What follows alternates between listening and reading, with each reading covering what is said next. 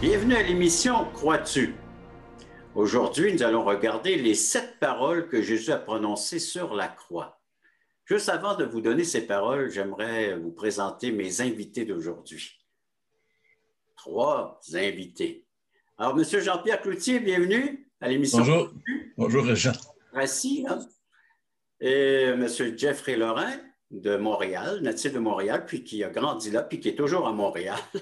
Bonjour, Jeff. Et M. Marc Van Dover, qui est natif de la Belgique, qui vit maintenant en France. Bonjour Marc. Bonjour Régent, bonjour à tous.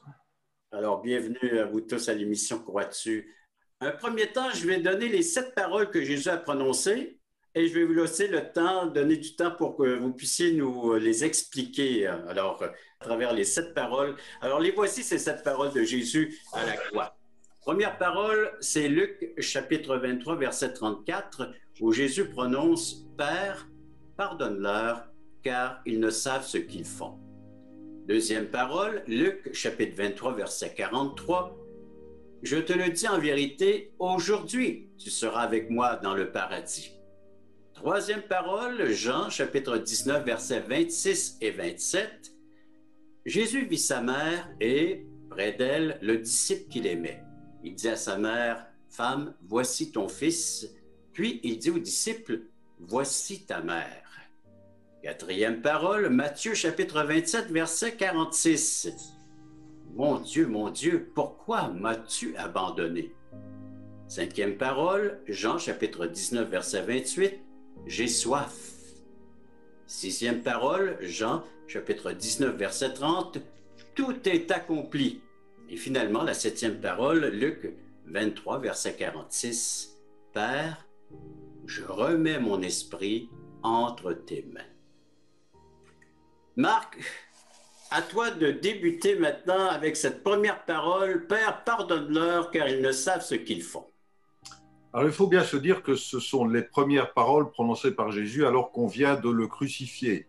Et alors qu'il est en train de subir les souffrances les plus atroces qui soient, on est interpellé par ces paroles parce qu'il ne pense pas du tout à lui-même.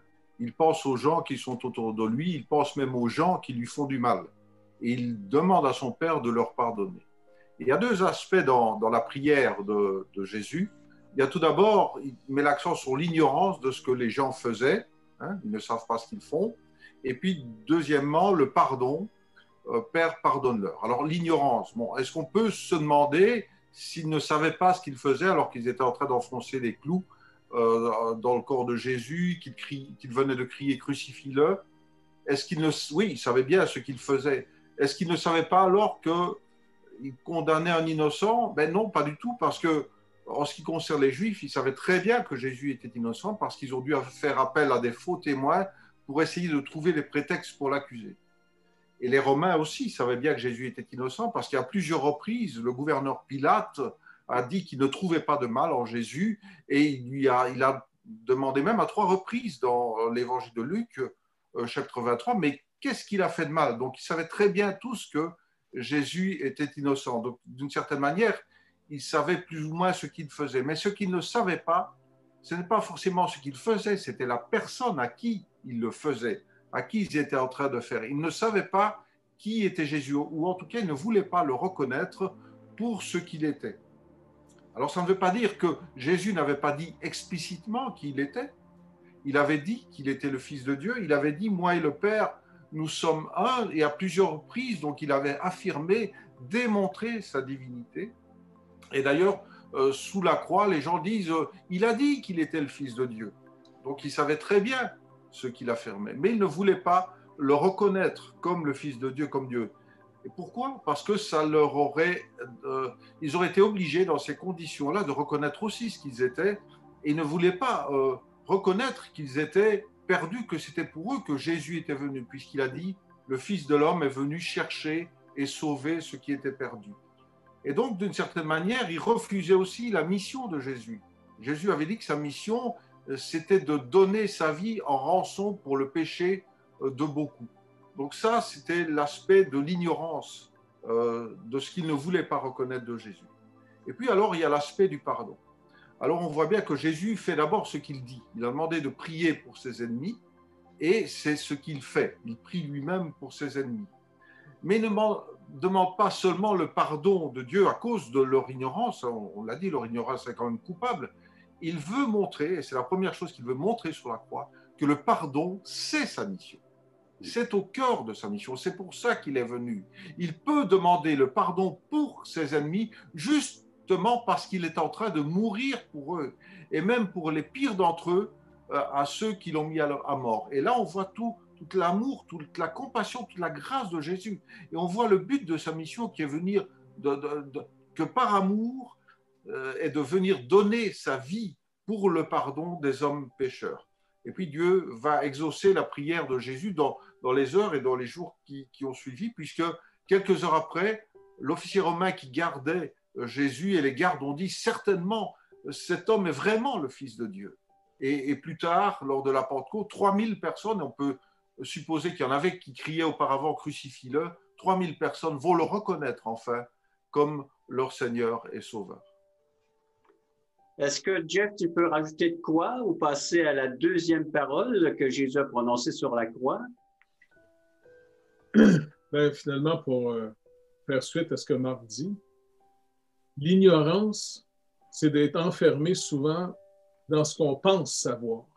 Les Juifs avaient, et comme beaucoup de gens encore aujourd'hui, ils ont leur idée d'une vie réussie. Ils ont leur idée de ce que Dieu devrait faire pour eux si Dieu existe. Et puis le problème, c'est qu'à moins qu'on puisse reconnaître d'abord le problème, on n'écoutera pas la solution. Souvent, notre ignorance vient de ce qu'on pense savoir. Et c'est pour ça que la première chose qui va toucher quelqu'un qui va être sauvé, c'est d'abord de découvrir sa misère. Parce que si c'est une bonne nouvelle, c'est une bonne nouvelle à une mauvaise nouvelle. Et puis on le voit sur la croix, 2 brigands, 2 bandits. C'est des tueurs, les gars. C'est pas on dit le bon larron, c'est comme, je sais pas, on va dire, le bon méchant. C'est 2 criminels qui sont là. Exactement. Et les 2, au début, se moquent de Jésus. Les 2 sont en train de dire, si tu es vraiment le Messie, écoute, sauve-toi puis sauve-nous. Ouais. Ils se moquent de lui, ils paniquent.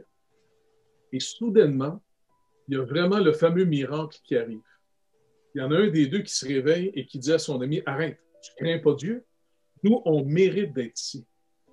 Il reconnaît maintenant que la justice de Dieu, la colère de Dieu, elle est juste à son égard. Et il se tourne vers le Seigneur qui est complètement défiguré. C'est facile de vouloir croire dans un Messie qui fait des grands miracles et puis qui multiplie du pain à une foule. Tout le monde veut ce genre de Jésus pour avoir le boulanger éternel avec eux autres, est-ce qu'on a? Mais le Seigneur, finalement, il va être glorifié par le Saint-Esprit comme il l'avait annoncé à ses disciples. Le Consolateur va venir et il va me glorifier. Et cet homme sur la croix, il est finalement sous l'effet miraculeux du Saint-Esprit et il est en train de réaliser finalement qui est Jésus. Mais ce n'est pas par les apparences extérieures. Et c'est là que, justement, le pardon commence à s'opérer. Le voile se déchire. Il est libéré du menteur de ce monde. Et il contemple et il dit au Seigneur, rappelle-toi de moi quand tu vas rentrer dans ton règne. Et Jésus, dans son amour absolument incroyable, lui dit, je te le dis, aujourd'hui, tu vas être avec moi au paradis. Le gars, là, il n'a pas eu le temps de faire grand-chose, hein? Il est couru sur du bois, là. Lui aussi, oui. Mais le Seigneur lui annonce son pardon et l'effet du pardon. Ce soir, à cause de mon œuvre pour toi, j'ai demandé, pardonne-leur, ils ne savent pas ce qu'ils font. Et cet homme est pardonné sur la croix, à côté de Jésus. Et ce soir même, il va être avec le Seigneur Jésus au paradis. Tout ce qu'il a fait, finalement, c'est qu'il s'est tourné vers Jésus. En fait, tout ce qu'il pouvait faire, c'était tourner sa tête. Là. Il ne pouvait pas bouger rien d'autre. Puis il s'est tourné vers Jésus. Puis en réalité, si on veut être sauvé, c'est ça qu'il faut faire. Il faut se tourner vers Jésus et réaliser qui il est et ce qu'il est en train de faire. Vous savez, dernièrement, à Montréal, il y a un jeune Africain qui a été condamné à tort pour avoir tiré sur un policier. Et ce n'est pas lui qui l'a fait. Et je l'ai entendu à la télévision raconter un petit peu ce qui s'est passé parce que ça a été assez traumatisant pour lui de vivre cette histoire-là. Et lorsqu'on l'a mis en prison, il a passé 6 jours en prison. Les autres prisonniers le regardaient et disaient « Toi, tu n'es pas un bandit. ça paraissait dans sa face que ce n'était pas un bandit. Il n'y avait pas le profil d'un bandit. Et même, ce sont les autres bandits qui l'innocentaient lui-même. Et c'est sûr que ce n'est pas, comme Jeff nous l'a mentionné, juste physiquement que ce bandit a découvert qui était Jésus, mais c'est certain qu'en se tournant vers Jésus, en voyant ce visage rempli d'amour qui vient de pardonner ses bourreaux, cet homme-là a été complètement saisi par quelque chose qui le dépassait. Et moi, je pense qu'à toutes les fois où on tourne les regards vers Jésus, on est saisi par quelque chose qui nous dépasse. C'est pour ça, si vous ne l'avez jamais fait, profitez donc de ce samedi saint pour vous tourner vers le Seigneur Jésus-Christ. Juste cette semaine avant Pâques, on a vu donc que le Seigneur implore le pardon à son Père pour les gens qui sont là, qui font du tort, du mal. Et puis une personne, justement, Jésus lui offre son pardon à ce criminel, à ce brigand, et lui offre une entrée, un accès auprès de lui pour l'éternité au paradis. Après la pause, j'aimerais qu'on puisse regarder davantage la phrase où que Jésus s'adresse à sa mère, à Marie, et à son bien-aimé disciple Jean, après la pause.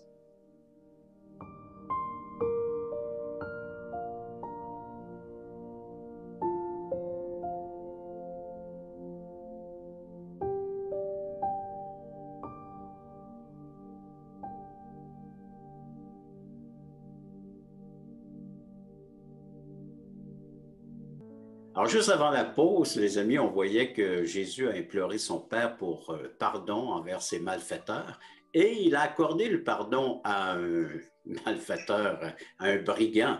Alors, il lui a offert même l'accès au paradis. Et la troisième parole, c'est Jésus s'adresse à Marie et à Jean, l'un de ses disciples. Jean-Pierre, peux-tu nous en parler davantage? Oui, je pourrais même lire le passage dans l'Évangile selon Jean. C'est le chapitre 19, les versets 26 et 27. Jésus vit sa mère et près d'elle le disciple qu'il aimait. Il dit à sa mère, « Femme, voici ton fils. » Puis il dit au disciple, « Voici ta mère. » Et à partir de ce moment-là, Jean l'a pris chez lui. C'est une parole assez impressionnante parce que quand on y pense, Jésus, il est crucifié. Ça fait déjà plusieurs heures qu'il est sur la croix. Il a été battu avant d'aller à la croix. Il est pratiquement mort. Il souffre horriblement. Et malgré toutes ces souffrances-là, il prend encore le temps d'avoir de la compassion pour sa maman. C'est quand même assez spécial.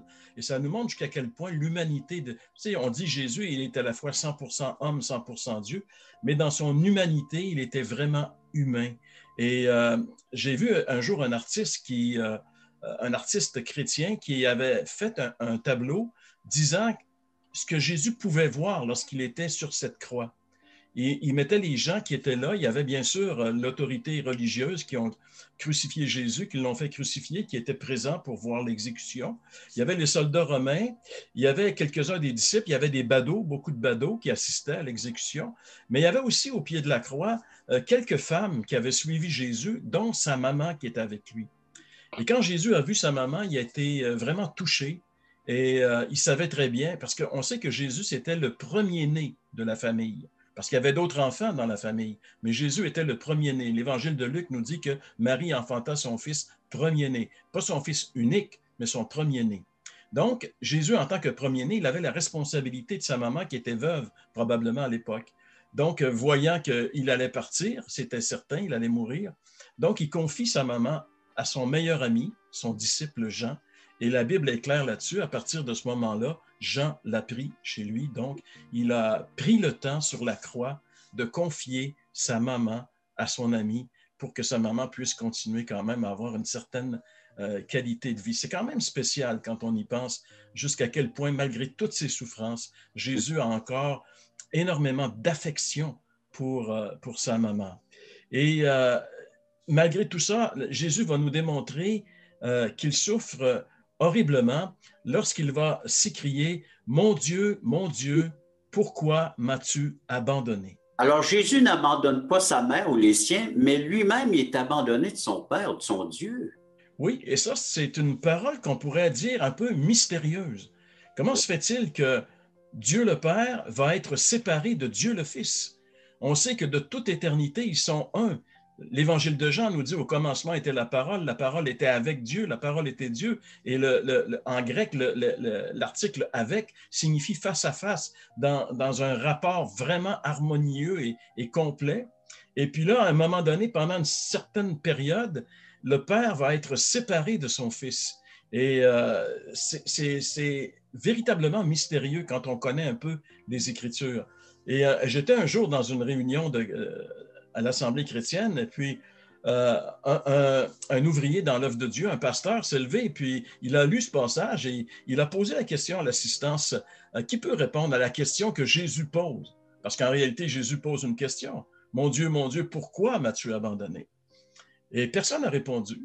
Et moi, j'étais jeune chrétien, j'étais anxieux de connaître la réponse, jusqu'à ce que, justement, cet homme-là dise, Jésus a été abandonné sur la croix pour moi. S'il n'avait pas été abandonné par le Père sur la croix à cause de mes péchés, je ne serais pas sauvé aujourd'hui. Il a fallu que Jésus soit abandonné du Père pour que moi, je puisse être intégré dans la présence de Dieu, réintégrer cette place dans la présence de Dieu qu'Adam avait perdue dans le Jardin d'Éden. Et là, j'ai compris jusqu'à quel point quand même cette parole était importante. En réalité, Jésus sur la croix, il est devenu coupable de nos péchés. La Bible dit que Dieu a les yeux trop purs pour voir le péché. Et dans 2 Corinthiens 5, verset 21, l'apôtre Paul va dire que celui qui n'a pas connu le péché, c'est-à-dire celui qui n'a jamais commis de péché, Dieu l'a fait devenir péché pour nous. Quand Jésus était sur cette croix, il est devenu coupable de tous mes péchés. Tout ce que j'ai fait de mal est allé sur cette tête. Adolphe Monod disait, sur cette tête innocente a été mis tous les péchés de l'humanité. Et là, Jésus a subi sur cette croix le châtiment qui nous donne la paix. Il a été frappé par la colère de Dieu. C'est pour ça qu'il a été abandonné.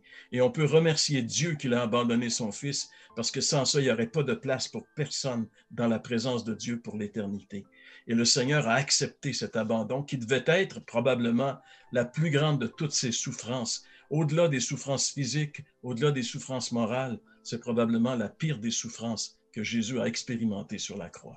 Lui qui vivait une union parfaite entre le Père et lui-même et le Fils. J'ai soif. Jésus qui s'exclame, qui dit « J'ai soif » sur cette croix. Marc? Oui, alors là, tout simplement, encore une fois, ça nous montre que Jésus, qui était, c'est vrai, 100% Dieu, est aussi 100% humain, comme l'a dit Jean-Pierre. Donc, il exprime un besoin tout à fait normal dans la situation de souffrance extrême dans laquelle il se trouve. Donc là, et ça veut dire aussi qu'il connaît tous nos besoins jusqu'à leur extrémité. Et ça, c'est quelque chose de rassurant pour nous, parce qu'on n'a pas un Dieu qui est totalement dans sa bulle, dégagé de nos problèmes. C'est quelqu'un qui est proche de nous parce qu'il a vécu de leur côté les plus extrêmes, les situations difficiles que nous pouvons rencontrer. Et puis, il dit aussi « j'ai soif » parce que, tout comme il l'avait dit dans « Mon Dieu, pourquoi m'as-tu abandonné ?» il voulait accomplir une prophétie faite à son sujet dans l'Ancien Testament. Donc, « Mon Dieu, pourquoi m'as-tu abandonné ?» c'était dans le psaume 22. Ici, c'est dans le psaume 69 qui dit ceci « Pour apaiser ma soif, il me donne du vinaigre. » Parce que c'est ce qu'on a donné à Jésus pour étancher sa soif, c'est ce qu'on donnait aux crucifiés pour essayer d'un peu apaiser leur souffrance. Mais ça nous donne aussi une indication sur la lucidité de Jésus. Jésus est parfaitement lucide. Il n'est pas dépassé par les événements, rien ne lui échappe, il n'est pas la victime impuissante des circonstances. Jusqu'au son dernier souffle, Jésus est conscient, il est acteur, il est agissant dans le plan de Dieu. Il contrôle la situation. Et puis, Jésus est dans une situation de faiblesse. Ça nous montre que sa mort et ses souffrances, ce n'est pas quelque chose de symbolique. Ce sont des souffrances bien réelles. Et le péché qui a été mis sur lui, c'était vraiment un châtiment qu'il a dû subir, y compris physiquement. Donc il a vraiment, comme a commencé à le citer Jean-Pierre, pris sur nous le châtiment qui nous donne la paix, tombé sur lui, et c'est par ses blessures que nous sommes guéris. Mais ce qui est intéressant, après la résurrection de Jésus, c'est que ce n'est pas Jésus qui a soif, Jésus qui a eu soif pour nous, Jésus qui a soif avec nous, est aussi celui qui va étancher notre soif spirituelle. C'est aussi celui qui a dit, et il le fait maintenant, il le dit aujourd'hui, si quelqu'un a soif, qu'il vienne à moi et qu'il boive, celui qui croit en moi, des fleuves d'eau vive couleront de lui, comme dit l'Écriture, donc en parlant du Saint-Esprit. Donc il est le seul. Donnez-moi, vous tous qui avez soif. Jeff, j'aimerais que la 6e parole de Jésus, que tu nous en parles. C'est court, là aussi, tout est accompli. Prends ton temps, du moins, on sait que ça passe très vite le temps, mais vas-y, Jeff, explique-nous ça quand Jésus a voulu prononcer cette parole, tout est accompli. Bien, on est finalement dans la semaine, le fameux vendredi saint. Jésus est en train de donner sa vie en rançon. Et comme Marc l'a rappelé et Jean-Pierre, tout ce que Jésus vit, d'abord, ce qui est intéressant avec notre Dieu, ce n'est pas une croyance aveugle qui veut qu'on ait en lui.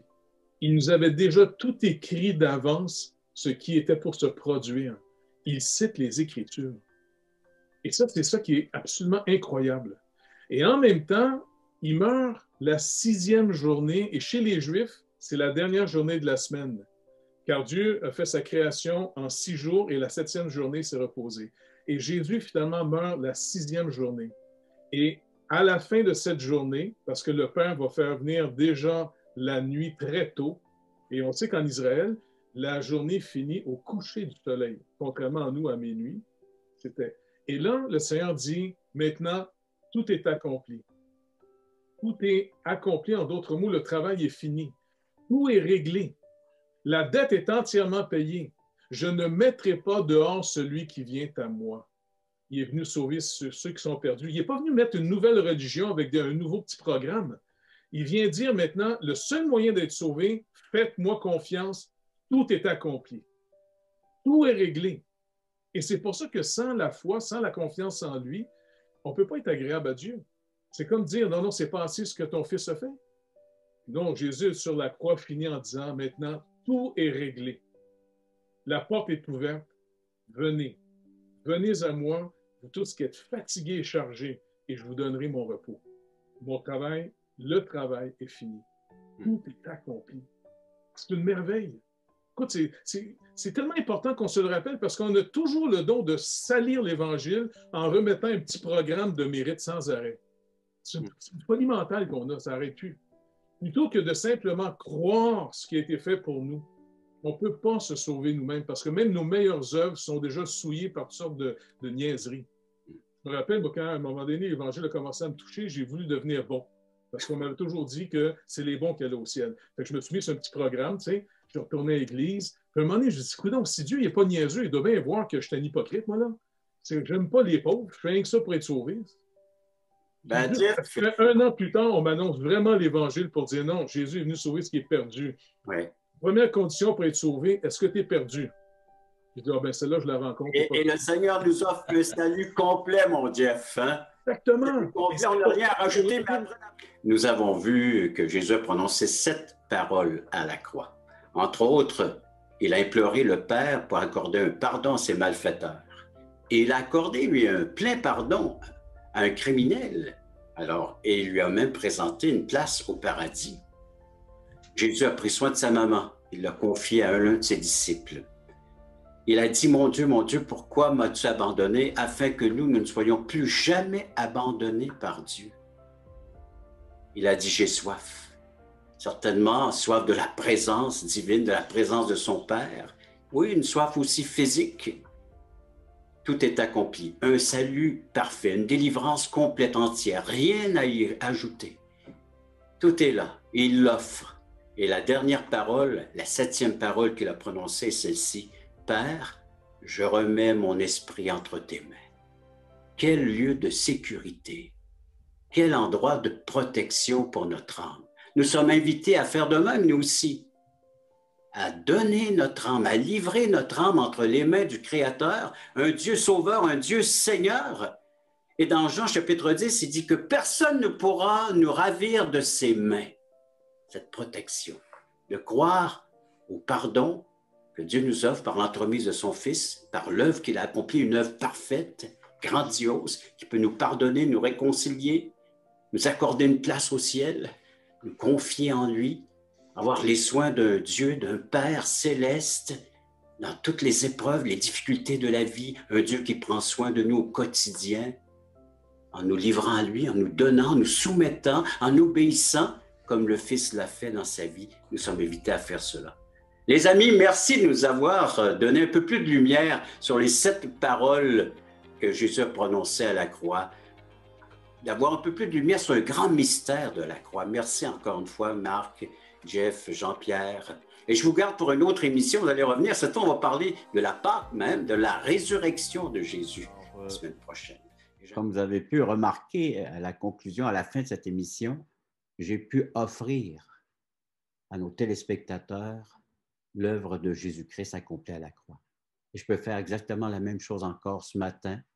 À chacun d'entre vous qui écoutez, vous êtes en train de regarder, eh bien, je peux vous offrir exactement la même chose, l'offre du pardon de vos péchés, une réconciliation avec Dieu, de pouvoir accepter que tout est accompli, vous n'avez rien à rajouter à votre salut, à votre délivrance. Le Seigneur a tout fait pour vous. Je peux vous dire également de vous remettre entre ses mains, de lui faire confiance. Pourquoi? Parce qu'il n'est pas resté dans le tombeau. Il est vivant, puis il peut encore intercéder, il peut encore agir avec sa toute-puissance de délivrance. Et c'est là que la deuxième mission nous conduit. La première nous a conduit à la croix, et la deuxième nous conduit à un endroit où vous êtes allés peut-être plusieurs d'entre vous, dans un cimetière, devant un tombeau, mais un tombeau vide. Écoutons cette émission. Notre thème, la résurrection de Jésus-Christ, le retour à la vie. Avec mes 3 invités, 4 avec moi. Alors, Jean-Pierre, bonjour. Bonjour, Régent. Et puis Marc, alors bienvenue à l'émission Crois-tu? Bonjour. On se pose la question, alors peut-on croire à la résurrection de Jésus-Christ? Une résurrection, est-ce qu'elle est vraiment crédible, cette résurrection? Question difficile peut-être à répondre, et une question dérangeante surtout. Alors, Jésus-Christ est-il réellement ressuscité? Nous avons parmi nous une personne qui a fait une carrière d'enquêteur policier, M. Marc. Alors, Marc, en tant qu'enquêteur, ex-enquêteur, tu es maintenant à la retraite. Alors, peux-tu nous prouver ou trouver des hypothèses au sujet de la résurrection du Christ? Oui, alors c'est assez intéressant parce que la résurrection du Christ, on peut la voir comme une enquête, quoi, un peu comme une enquête de police. Alors, qu'est-ce qui se passe dans une enquête? D'abord, on fait des constatations sur les lieux, on cherche des traces, des indices, des éléments matériels, on interroge des témoins, et puis on examine les mobiles, et de tout ça, on fait des hypothèses. Et la matière qu'on a à notre disposition, les procès-verbaux de l'enquête, le rapport de l'enquête, ce sont les évangiles qui ont consigné tout ça. Et puis le point de départ de l'enquête, c'est le tombeau vide de Jésus que les femmes ont trouvé après la fête de Pâques quand elles sont venues au tombeau. C'est notre point de départ. Et donc sur base des éléments qu'on a et de cette constatation, on peut échafauder plusieurs hypothèses. La première serait que Jésus-Christ serait simplement évanoui. Il n'est pas mort, il se serait réveillé dans le tombeau, il serait sorti tout seul. Alors, examinons les faits. Jésus a été longuement battu. Il a été battu par les Juifs, il a été battu par les Romains, très très sévèrement. Il était tellement faible qu'il était incapable de porter sa croix qu'il a fallu charger un passant, Simon de Cyrène, de la porter. Il a été cloué sur une croix, et puis, pour vérifier qu'il était mort, après sa mort, on a enfoncé une lance dans son côté, de l'eau et du sang sont sortis. C'est dire, alors qu'il n'y a plus de circulation sanguine, que la lame a pénétré très très loin. Et puis on a enveloppé son corps dans des bandes, dans des aromates, et puis on a mis son corps dans un tombeau de pierre, on a roulé une pierre énorme, on l'a scellé, on a mis une garde de soldats. Alors il faudrait pouvoir imaginer que dans son état de faiblesse, Jésus aurait pu sortir tout seul, rouler une pierre qui faisait à peu près 2 tonnes, qu'on ne pouvait déplacer qu'avec des leviers, et passer inaperçu devant les gardes qui étaient devant le tombeau. La deuxième hypothèse, c'est que les disciples ont volé le corps. Et là encore, examinons les faits. Les disciples, ils avaient tous abandonné Jésus. Pierre l'avait renié, Judas l'avait trahi. Les apôtres, après la mort de Jésus, ils étaient totalement découragés, ils n'avaient plus envie de croire en lui. Et on voit mal, alors qu'ils savaient que Jésus était mort, aller voler le corps de Jésus, puis pour aller dire après qu'il était ressuscité.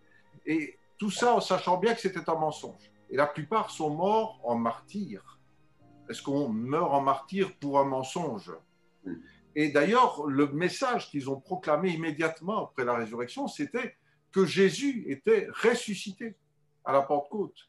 Ils ont proclamé avec force, avec beaucoup de force témoignage de la résurrection du Seigneur Jésus. On imagine mal aussi c'est des paisibles citoyens pouvoir défier une garde de soldats pour aller enlever de force le corps de Jésus. Troisième hypothèse, les Juifs ou les Romains ont enlevé le corps. Alors, dans un premier temps, on peut se dire que peut-être les Juifs y avaient intérêt, donc ils auraient enlevé le corps pour ne pas faire du tombeau de Jésus un lieu de pèlerinage, ça se tient. Mais dès que les rumeurs de la résurrection se sont répandues, là, ça n'allait plus du tout. Ils avaient intérêt à ce qu'on sache que Jésus était réellement mort. Ils n'avaient pas intérêt à ce que son corps disparaisse. Et d'ailleurs, ils ont tout fait pour empêcher qu'on puisse dire que Jésus était ressuscité. Ils ont même demandé qu'on mette une garde devant le tombeau pour ne pas justement qu'on puisse faire courir ce bruit de la résurrection. Ce n'était pas pour aller voler eux-mêmes le corps de Jésus. Les Romains aussi voulaient de l'ordre en Palestine. Le message de Jésus, il était subversif, il était radical. Jésus parlait de Dieu, du seul Dieu qui n'était pas César, donc il ne voulait pas que le christianisme se répande. Et puis dès que les premiers témoignages de la résurrection de Jésus se sont répandus, il y avait une chose toute simple à faire. Il aurait suffi de produire le corps de Jésus et pour arrêter tout de suite la rumeur. Et ni les Juifs, ni les Romains n'ont été capables de produire cette preuve indiscutable que la résurrection était une supercherie. Quatrième hypothèse, les disciples ont été victimes d'hallucinations collectives. Alors là encore, examinons les faits. Jésus n'a pas seulement été vu, il a été touché par ses apôtres. Et même Thomas, le plus sceptique, l'incrédule, a mis ses mains dans les plaies de Jésus, dans les plaies qu'il avait aux mains et dans le côté. Jésus leur a parlé, Jésus a mangé avec eux. Il s'est montré plusieurs fois à eux, dans plusieurs endroits. Pendant 40 jours, il s'est même montré en une fois à 500 personnes qui étaient encore vivants au moment où l'apôtre Paul en parle. Donc là encore, difficile de croire à une hallucination collective dans cette situation-là. Alors que reste-t-il comme hypothèse? Eh bien, celle que présente la Bible, c'est que Jésus-Christ est réellement ressuscité, comme les premiers apôtres, les premiers témoins, les témoins oculaires. Ce n'étaient pas des témoins indirects, des témoins oculaires qui ont vu Jésus ressuscité, ils l'ont dit, et c'était le message de l'apôtre Pierre, juste au moment de la Pentecôte. Donc voilà, je pense qu'on peut réellement, en examinant les autres hypothèses, accorder du crédit à ce que dit la Bible sur la résurrection de Jésus. Marc, merci en tant qu'enquêteur de police d'avoir enquêté sur la résurrection du Christ et d'avoir relevé les faits dans les évangiles. Après la pause, j'aimerais poser quelques questions à nos deux amis qui ont été très silencieux dans cette première partie de l'émission. Après la pause, on revient sur peut-on croire à la résurrection de Jésus-Christ?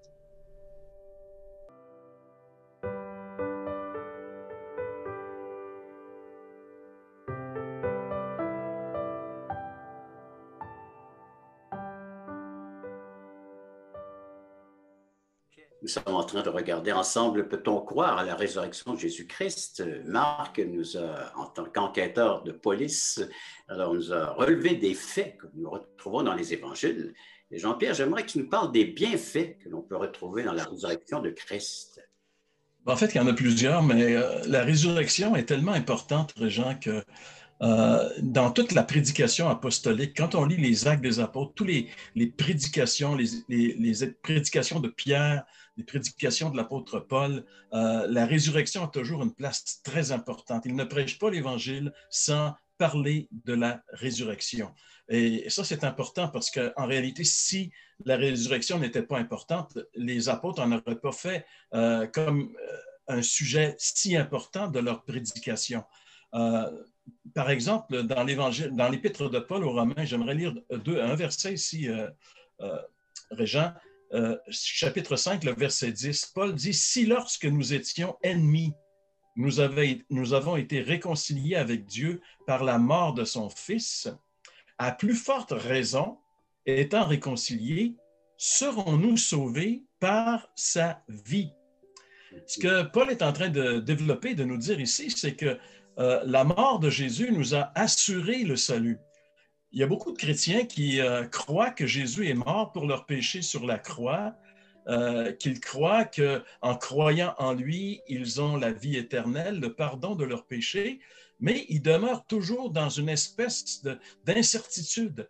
Il y a beaucoup de chrétiens qui pensent qu'ils pourraient se retrouver perdus un peu plus tard, dépendants de ce qu'ils font ou de choses semblables. Alors que Paul nous dit ici que lorsque nous étions des ennemis, parce que c'est ce que nous sommes par nature, tous les êtres humains qui ne sont pas sauvés par la grâce de Dieu sont les ennemis de Dieu. C'est là que ça commence pour nous. C'est pour ça qu'on a besoin de salut, parce qu'on est des ennemis. Alors si, lorsque nous étions ennemis, on a été réconciliés par la mort de Jésus, la mort de Jésus nous réconcilie avec Dieu, mais Paul va plus loin en disant, serons-nous sauvés par sa vie? Et je me rappelle d'un prédicateur qui avait dit, la mort de Jésus nous sauve et la résurrection, le retour de Jésus à la vie, nous garde sauvés. Si on peut avoir la certitude d'être sauvé pour l'éternité, c'est parce que celui qui nous a sauvés n'est pas resté dans la mort. Il est sorti de la mort. Et à quelques reprises dans le Nouveau Testament, il nous est dit que maintenant, il est assis à la droite de Dieu et il intercède pour nous. Donc, le ministère de Jésus n'est pas terminé envers ceux qui croient en lui. C'est la raison pour laquelle un des grands bénéfices de la résurrection de Christ, c'est de nous garder sauvés, de nous garder dans la vie éternelle, de nous garder comme le bon berger garde ses brebis. Et ça fait toute une différence. Ça nous donne une assurance. Ça nous donne de nous reposer sur l'œuvre entière de Jésus, c'est-à-dire sa mort expiatoire et sa résurrection, que Paul va dire, nos péchés sont pardonnés par la mort de Jésus, mais nous sommes justifiés par sa résurrection. Et je pense que ce sont deux bénéfices qui découlent de la résurrection que moi je peux percevoir, mais je suis persuadé que Jeff perçoit certainement d'autres choses qui découlent de la résurrection. Mon cher Jeff, on t'écoute.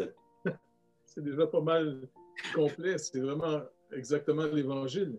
Et c'est pour ça que le signe par lequel le Seigneur veut qu'on certifie quand on voit finalement qu'il y a une repentance, il y a une foi en Jésus-Christ, c'est le baptême. Romains, justement, le chapitre d'après, Paul dit, « Ignorez-vous, vous tous qui avez été baptisés en Christ, c'est dans sa mort que vous avez été baptisés. » Et quand on sort la personne de l'eau, parce que là, elle risque d'aller rejoindre le Seigneur, eh bien, finalement, la personne est en nouveauté de vie. C'est par la résurrection, c'est un signe de la résurrection. On a été incorporé dans la mort de Christ pour être incorporé dans sa résurrection. La résurrection, c'est le signe que Jésus dit, « J'ai donc vaincu la mort pour vous. J'ai payé la dette, car le salaire du péché, c'est la mort.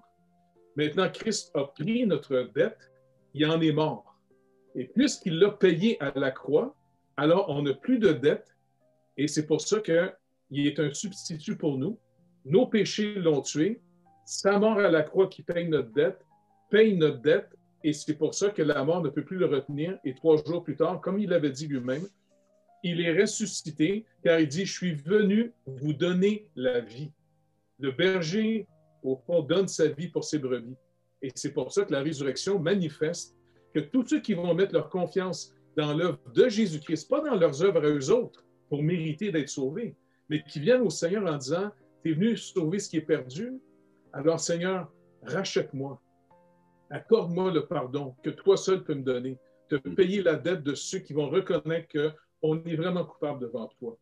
Maintenant, tu es venu sauver ce qui est perdu, tu es mort de mes péchés, que je puisse vivre maintenant de ton œuvre qui a tout payé. » Et il a rendu manifeste par sa propre résurrection. Il avait déjà annoncé à ses disciples qui n'avaient pas compris au début de l'Évangile. Vous vous rappelez, lorsqu'il était près du temple, il leur a dit, « Détruisez ce temple, je le relève en 3 jours. » Les gars ne comprenaient pas. Ils regardaient le temple de Pierre en disant, « Hey, juste le démolir, ça va prendre plus que 3 jours. » Tu sais. Jeff, parlait de son donc, oui, Jeff puis Jean-Pierre, donc la mort de Christ, c'est le pardon de nos péchés, la réconciliation avec un Dieu saint, Dieu juste. La résurrection, c'est la justification d'être déclaré juste par ce Dieu saint. En ressuscitant Jésus d'entre les morts, c'est comme si Dieu le Père mettait le sceau sur son œuvre à la croix en disant, moi je l'approuve. Donc si Dieu l'approuve, écoutez, il n'y a plus personne qui peut le désapprouver. Et c'est pour ça que Paul, dans 1 Corinthiens 15, lorsqu'il parle de la résurrection, juste un verset ici, il dit, il se trouve que ceux qui nient la résurrection, il se trouve même que nous sommes de faux témoins à l'égard de Dieu, puisque nous avons témoigné contre Dieu qu'il a ressuscité Christ, tandis qu'il ne l'aurait pas ressuscité des morts si les morts ne ressuscitent pas. Paul parle de la résurrection ici, puis il dit, c'est Dieu qui a ressuscité son Fils. Et ne pas croire ce que Dieu a fait, c'est faire Dieu menteur, finalement. Ça, vous allez m'élaborer ça davantage après la pause, les amis. Oui, il y a une courte pause.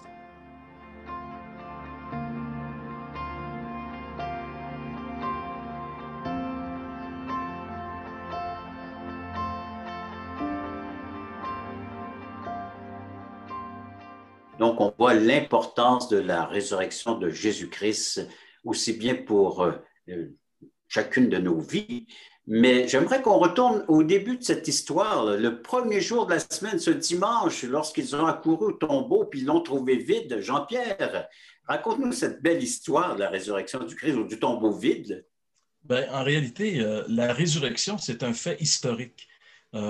C'est pour ça que, comme Marc nous en a parlé au début, on peut faire une enquête parce que c'est des événements qui se sont vraiment passés dans notre monde, c'est sûr, il y a 2000 ans, mais les éléments qui sont restés de l'histoire peuvent permettre justement à un enquêteur de suivre le fil et d'arriver à une conclusion.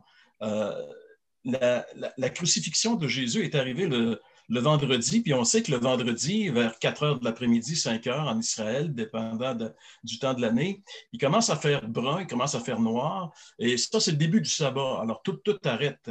Donc, dès qu'on a mis Jésus dans le tombeau, les femmes ne pouvaient pas apporter les aromates, les épices pour faire en sorte que la décomposition du corps ne sente pas trop, là, finalement.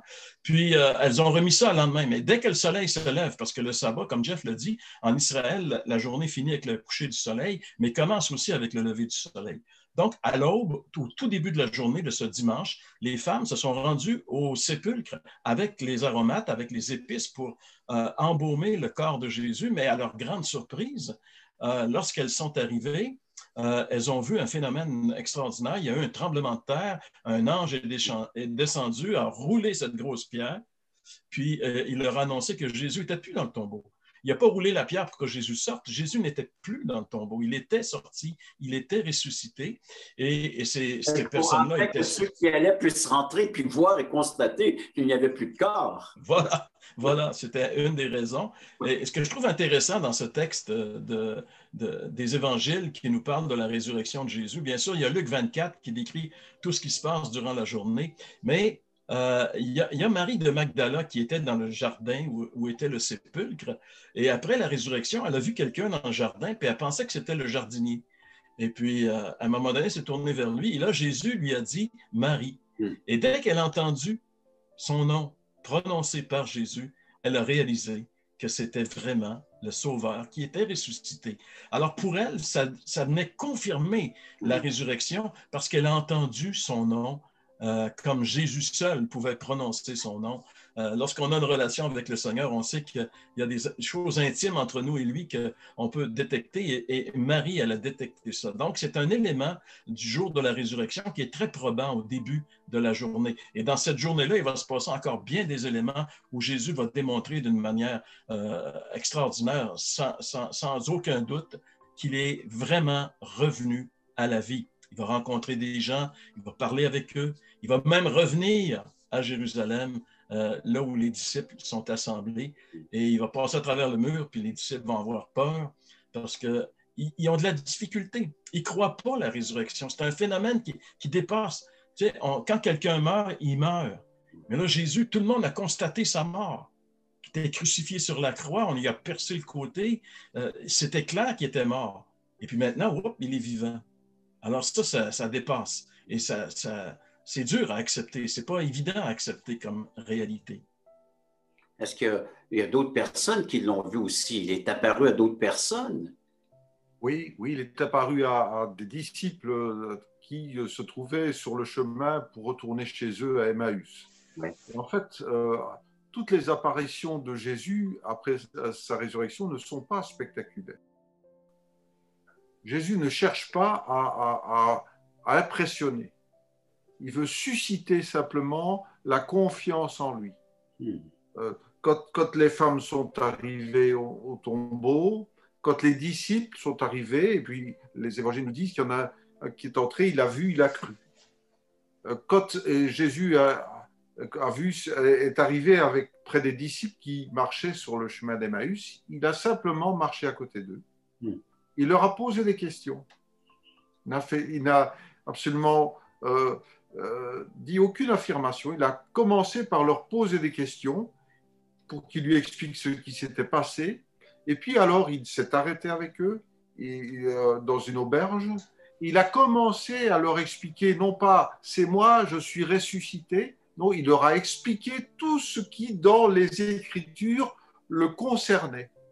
Et donc, encore une fois, Jésus ne cherche pas à nous convaincre par du spectaculaire. Il veut vraiment que nous comprenions qu'il a accompli tout ce qui était écrit de lui, qu'il a tout accompli pour que nous puissions être sauvés et pardonnés de nos péchés, que Dieu a validé ce fait-là, sa mort pour le pardon de nos péchés en le ressuscitant, et que nous mettions notre confiance en lui. Et c'est au moment où Jésus les a quittés que leurs yeux se sont ouverts et qu'ils ont compris et qu'ils ont cru et qu'ils sont allés partager la nouvelle auprès des apôtres qui eux aussi avaient vu le Seigneur ressuscité. Et bien c'est la même chose que Dieu veut faire avec nous. Il veut susciter une confiance en lui. Ce n'est pas la question n'est pas pouvons-nous croire à la résurrection de Jésus-Christ, mais voulons-nous y croire?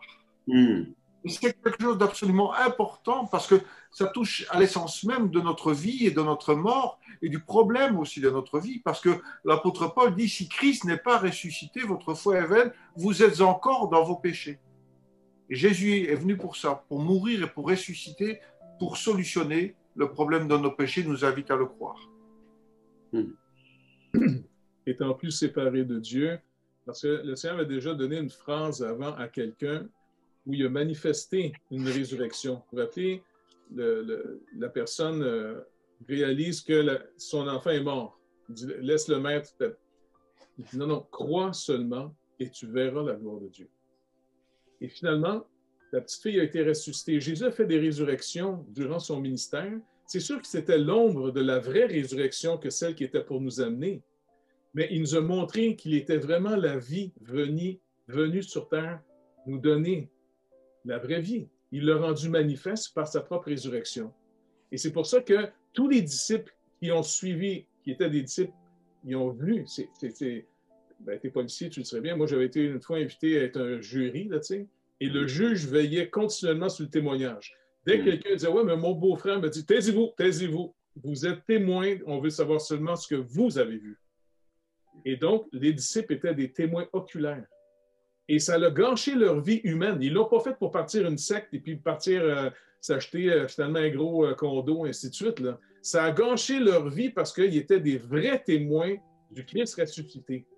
Et là, eh bien, finalement, aujourd'hui, on peut dire on a des vrais témoins qui ont parlé et leur vie a été complètement ruinée pour nous donner la vérité.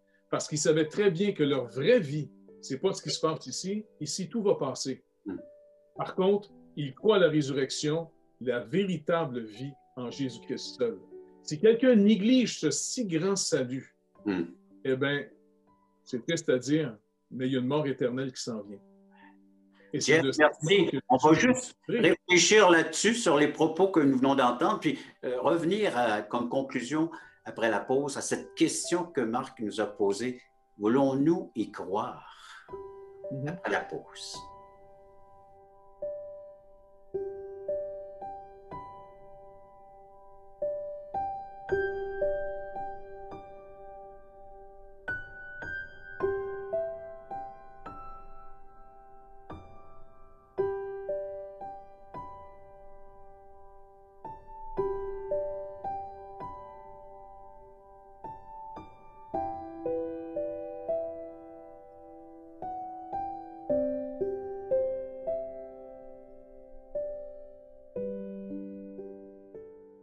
question au tout début de l'émission était celle-ci. Peut-on croire à la résurrection de Jésus-Christ? Et au fur et à mesure que l'émission se déroulait, avec les commentaires de nos amis, elle est devenue plutôt celle-ci. Voulons-nous y croire? Voulons-nous vraiment y croire que Christ est mort pour nos péchés, nous réconcilier avec Dieu et qu'il est ressuscité, qu'il a le pouvoir de déclarer un pécheur juste par la foi? N'est-ce pas? Est-ce que, Jeff, tu peux en rajouter sur ce mot de la fin? Mais de toute façon, dans notre vie, comme on se l'est rappelé, tout commence par faire confiance à quelqu'un qui nous donne une information. Et si Christ est ressuscité comme on le déclare et que la parole le déclare, eh bien, finalement, le Seigneur étant vivant, on ne parle pas d'une philosophie ou de la pensée positive, là. On parle de quelqu'un de ressuscité, de vivant, qui assume lui-même son œuvre. Alors, on dit aux gens, croyez pas en nous. On est les témoins, nous. On vous répète l'information. Allez voir le Seigneur et le Seigneur va témoigner lui-même. Le Saint-Esprit lui-même va montrer. On a fait l'expérience, pas vrai? On n'est pas simplement des gens qui se font des accroires. Là. On l'a expérimenté, cette grâce de Dieu. Le Seigneur nous a bénis je ne sais pas combien de fois dans notre vie, puis on est capable de raconter un témoignage. On devient un puissant témoignage de la résurrection de Christ. Marc, un petit mot de la fin? Mais le mot de la fin, c'est que justement Jésus-Christ est ressuscité. Ça veut dire que notre foi n'est pas vaine et que nous avons vraiment raison de mettre notre confiance en Jésus-Christ et qu'il a solutionné aussi le problème de nos péchés. Et Jean-Pierre? Ben aujourd'hui, Régent, c'est la Pâque. On sait que dans la Bible, la Pâque, c'est une grande fête qui rappelait la libération du peuple d'Israël de l'esclavage. Eh bien, la Pâque, dans nos jours à nous, c'est la libération de nos péchés, la libération de la condamnation, même la libération de notre moi par la grâce de Dieu. C'est ça que ça veut dire, la Pâque. C'est la libération. On est libéré, donc normalement, on est joyeux parce qu'on est libéré. Il n'y a plus rien maintenant, il n'y a plus de condamnation pour ceux qui sont en Jésus-Christ. On peut vraiment se souhaiter une joyeuse Pâque à nos téléspectateurs, une Pâque tel que décrit dans les évangiles, dans la bonne nouvelle, que le Seigneur Jésus-Christ est venu nous réconcilier une fois pour toutes par son œuvre et par sa résurrection, de mettre le sceau que oui, nous pouvons nous aussi avoir un témoignage puissant en plaçant notre foi dans l'œuvre qu'il a accomplie. Ça, par la croix et approuvé par Dieu en le ressuscitant d'entre les morts et de vivre nous aussi, d'avoir une sécurité éternelle avec notre bien-aimé Sauveur, le Seigneur Jésus. Alors voilà la Pâque que nous vous souhaitons à chacun d'entre vous, chers téléspectateurs. Et merci encore de votre participation à l'émission, chers amis. Il y aura peut-être d'autres occasions. Et puis j'invite les gens à venir nous visiter à croixtu.ca sur notre site Internet, à nous faire des commentaires, nous écrire, à garder contact. On vous dit à la prochaine émission, Croix-tu. Conclut cet avant-midi avec le texte d'un homme qui était ennemi de la croix, ennemi du Christ, mais qui un jour a été touché par le fait que Jésus soit vivant. Il a été touché dans sa vie. J'aimerais juste vous lire 1 Corinthiens chapitre 15, quelques versets de ce chapitre. L'apôtre Paul. L'apôtre Paul, qui est un persécuteur de l'Église, des croyants de son temps, il dit « Je vous rappelle, frères, l'évangile que je vous ai annoncé, donc la bonne nouvelle, que vous avez reçu. » Alors, il écrit une lettre aux croyants de Corinthe, les Corinthiens, dans lequel vous avez persévéré, verset 2, et par lequel vous êtes sauvés, si vous le retenez dans les termes où je vous l'ai annoncé, autrement vous auriez cru en vain ou sans valeur, votre foi ou votre croyance. Voyez-vous, ce que Jésus-Christ a accompli, sa mort, son ensevelissement, sa résurrection, c'est un tout. C'est ce que va nous dire au verset 3. « Je vous enseigne avant tout, comme je l'avais aussi reçu, que Christ est mort pour nos péchés. » Alors, il faut retenir cette partie, elle est très importante pour nous, pécheurs. Si nous voulons le pardon et la réconciliation avec Dieu, bien, il faut retenir qu'il est mort pour nos péchés, pour mes péchés, pour vos péchés. C'est ça l'Évangile. Selon les Écritures. Voyez-vous qu'on ne peut pas enlever des pièces, des morceaux. On ne peut pas défaire l'œuvre de Jésus-Christ et dire, bon, je vais accepter la résurrection, mais pas la mort à la croix. Non, c'est selon les Écritures. il a accompli les Écritures. On ne peut pas défaire, ça a été promis, ça a été annoncé, proclamé. Il est venu accomplir les desseins du Père. Un accord commun, il est venu accomplir volontairement le plan de salut, de délivrance pour le pécheur que nous sommes. Et il poursuit au verset 4 qu'il a été enseveli, alors vraiment mort, il a été mis au tombeau et ressuscité le troisième jour, toujours selon les Écritures. Alors on ne peut pas défaire cela. C'est la promesse qu'il est venu accomplir. Il l'a accompli. Très bien. Tout accompli. D'une façon parfaite. Et ensuite, il est apparu. Alors donc, il faut accepter la mort, l'ensevelissement et la résurrection de Christ. Si nous voulons être sauvés aujourd'hui, être déclarés justes par celui qui a le pouvoir maintenant de le faire, de nous déclarer justes, le Seigneur Jésus-Christ. C'est ce que Paul va dire dans ses écrits. Il est apparu à Céphas, puis aux 12, comme on l'a entendu dans ce témoignage. Ensuite, il est apparu à plus de 500 frères à la fois, dont la plupart sont encore vivants et dont quelques-uns sont morts. Parce qu'on avance dans le temps, là. L'apôtre Paul, il n'était pas avec les 12, lui, au début. C'est un peu plus tard qu'il a rencontré le Christ, le vivant, le ressuscité, alors qu'il allait justement en chemin persécuter les chrétiens. Le Seigneur l'a arrêté, s'est révélé à lui. Il a tellement été touché que l'apôtre Paul lui-même est devenu un disciple consacré, engagé. Écoutez la suite. Ensuite, il est apparu à Jacques, puis à tous les apôtres. Verset 8, après eux tous, il m'est tous apparu, moi comme l'avorton.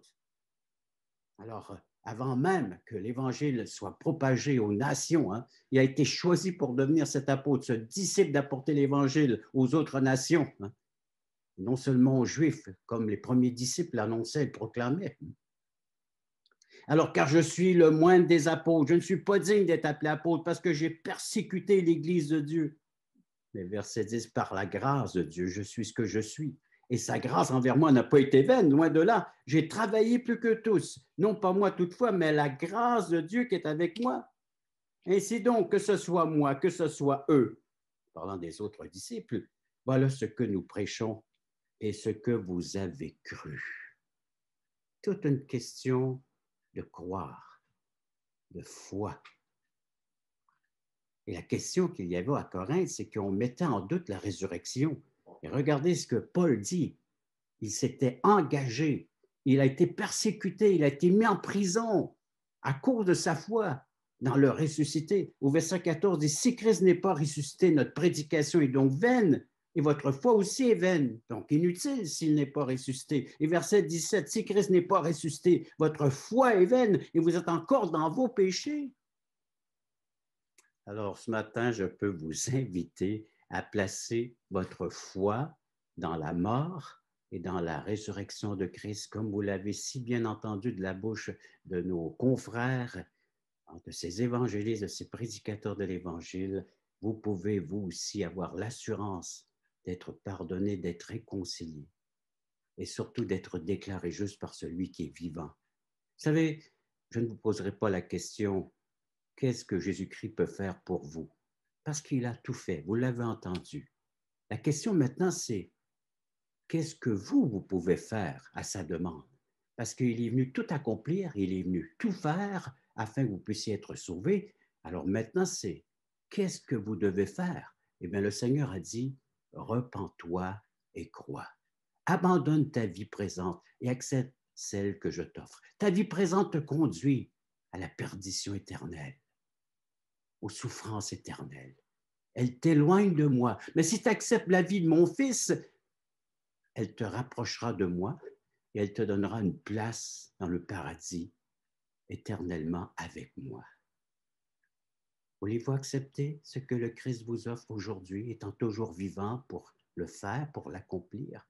Vous n'avez qu'à lui dire, Seigneur, je suis un pécheur. Ma vie est perdue. Mais toi, tu es venu racheter, sauver ce qui était perdu. C'est ce que nous disent les évangiles, les Écritures, ce que tu es venu accomplir. Seigneur, sauve-moi. J'accepte ce que tu m'offres aujourd'hui. C'est l'invitation. Je dis oui, Seigneur. Sauve-moi. Je suis un pécheur, j'accepte ton pardon. J'accepte d'être réconcilié. C'est toi qui as le pouvoir de le faire. Alors, moi, je n'ai que comme un mendiant, tendre la main et d'accepter ce que tu m'offres. Je ne peux rien rajouter, rien faire. J'accepte ton œuvre de salut. Par la foi, j'y crois. Je l'accepte.